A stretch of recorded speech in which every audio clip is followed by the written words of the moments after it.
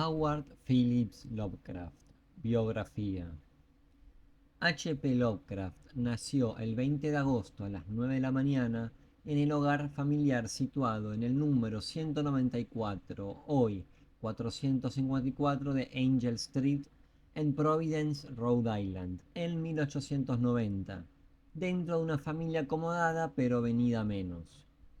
Aprendió a recitar poesía a los 2 años, a escribir a los 3 y a sus 8 años escribió su primer cuento. Hijo único de Winfield Scott Lovecraft y de Sarah Susan Phillips, segunda hija de Whipple Van Buren Phillips, descendientes de una familia de Massachusetts llegada en 1630 a América del Norte.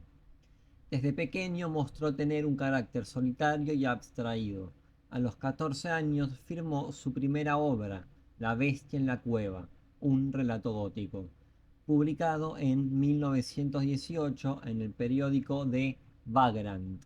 2 años después tendría a su cargo la columna de astronomía del Providence Tribune. La muerte de su abuelo cuando Lovecraft tenía 14 años lo afectó de forma enorme y la mala administración del dinero junto a los bienes familiares orillaron a la familia a mudarse al número 598, hoy un dúplex en 598 y 600 de Angel Street. Lovecraft quedó tan afectado por la pérdida de su abuelo y la casa que le vio nacer que consideró el suicidio durante un tiempo. Incluso dejó de asistir a la escuela durante un año. En 1906 tuvo su primera aparición en letra impresa, siendo que el Providence Journal publicó una carta suya en la que, como materialista científico, rechazaba abiertamente a la astrología.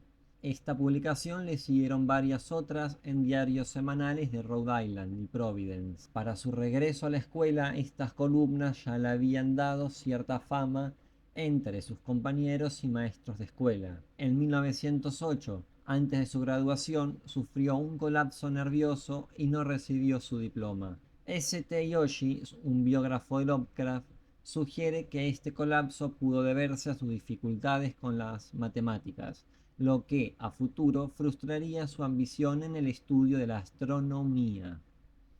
Por esos mismos años editó su propia revista de carácter amateur, The Conservative. En 1917, a petición de algunos amigos, volvió a la ficción con historias mucho más pulidas, como La tumba 1922 o Dagon 1919. Esta última fue su primer trabajo publicado de forma profesional, apareciendo en Weird Tales en 1923.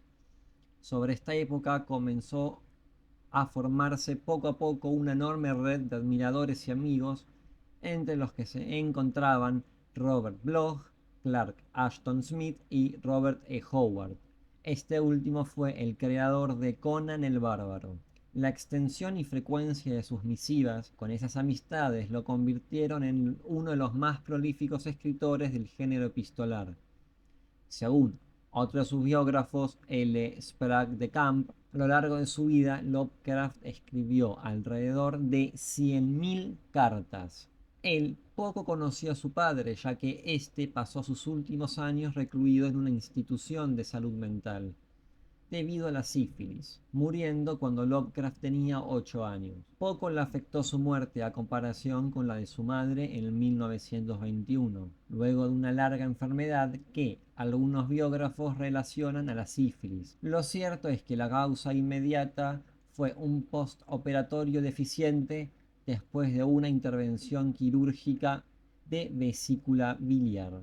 Muchos críticos aseguran que el comportamiento tan peculiar del autor es debido a su madre, quien, al fallecer su esposo, la mujer de índole puritana y conservadora, descargaría sus frustraciones burguesas sobre su hijo.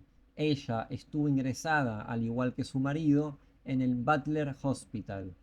Durante su estadía allí escribía frecuentemente cartas a su hijo, con el que permaneció muy unida hasta su fallecimiento el 21 de mayo de 1921. Lovecraft adoraba a su madre y cuando ésta murió, él contaba con 31 años. Contrajo matrimonio con Sonia Green en 1924. Ella era una viuda de origen judeo-ucraniano, mayor a él por 7 años, quien era dueña de un negocio de sombreros. Sus tías no veían con buenos ojos esta unión por considerar a Sonia como una mujer demasiado independiente por ser 7 años mayor, propietaria de un negocio y además escritora aficionada en la United Amateur Press Association. Se mudaron al condado de Brooklyn. En principio a Lovecraft le fascinaba Nueva York. Sin embargo, pronto padecieron problemas económicos. Sonia perdió su tienda de sombreros, Lovecraft no encontraba trabajo y se sumaron los problemas de salud de su mujer. Ella debió marchar a Cleveland por una oferta laboral, quedando Lovecraft en el barrio Red Hook de Brooklyn, donde comenzó a sentir enorme aversión por el sitio, debido a la imposibilidad de encontrar empleo en una ciudad donde la población era mayormente conformada por inmigrantes, situación que ponía en conflicto la imagen de sí mismo que su madre y familia habían estado construyendo. En 1926, viviendo por separado, ambos acordaron un divorcio amigable. Lovecraft alegó las grandes divergencias entre ambos y los problemas económicos. Este fracaso matrimonial llevó a algunos biógrafos posteriores a considerarlo asexual. Sin embargo, Sonia Green dijo tiempo más tarde que fue un adecuado y excelente amante. Regresó a Providence el 17 de abril de 1927. Convivió con sus tías durante los años siguientes en una espaciosa y marrón casa de madera victoriana en la calle Barnes número 10, que es la exacta dirección del Dr. Willett en el caso de Charles Dexter Ward, hasta 1933. Allí es donde se ve superado por la sensación de fracaso que lo invade, abandonándose a la soledad y la frustración. En esta época disfruta de paseos nocturnos que repercuten en su hundimiento personal y crean una esfera invisible de miedos que nunca le permitirán recuperarse. Si bien, paralelamente, contribuyen a su máximo esplendor literario. En estos fructíferos años escribió la gran mayoría de sus obras más conocidas. Por ejemplo, La llamada de Cthulhu en 1926, En las montañas de la locura 1931 o el ya mencionado caso de Charles Dexter Ward, compuesta en 1927 pero que no vio la luz hasta 1941, publicadas en revistas pulp como Weird Tales y Analog Science Fiction and Fact. Durante esos años visitó varios anticuarios residentes en Quebec, Filadelfia y algunos de Nueva Inglaterra, como Vermont y Massachusetts, al tiempo que siguió manteniendo su enorme correspondencia. A sus viejos amigos añadió otros muchos escritores jóvenes, como D. W. Rimmel y R. H. Barlow, a los que aconsejaba y supervisaba trabajos. Mostró preocupación con las condiciones políticas y económicas de su país. Durante la Gran Depresión mostró su apoyo a Roosevelt y se convirtió en un socialista moderado, abandonando su conservadurismo, mientras continuaba estudiando una gran variedad de temas, desde filosofía a literatura o historia de la arquitectura. Sus últimos años de vida no estuvieron libres de problemas, en especial económicos, que se agravaron pese a su gran esfuerzo. En 1932 fallecía su tía Clark, por lo que él se vio obligado a mudarse en 1933 a una pequeña habitación junto a su otra tía Gamwell. A esto debe sumarse el suicidio de su íntimo amigo por correspondencia Robert E. Howard en 1936, que dejó a Lovecraft desconcertado y apenado. Siendo que sus últimas obras fueron incrementando en longitud y complejidad, esto dificultaba las ventas debido a que las revistas pulp no aceptaban textos tan largos, por lo que se vio en la necesidad de volver a ser un escritor fantasma. Podemos destacar que la revista Pulp Weird Tales fue el medio por el cual más relatos lovecraftianos se publicaron, pero, similar a Poe, poco le pagaron por sus textos, apenas alcanzándole para sobrevivir. Lovecraft sufría de una muy mala salud.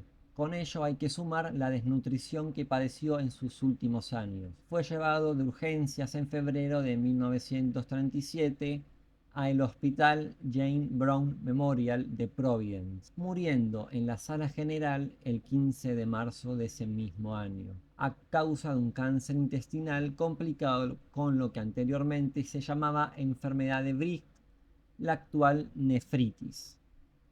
Fue enterrado 3 días después en el panteón de su abuelo, en el cementerio de Swan Point.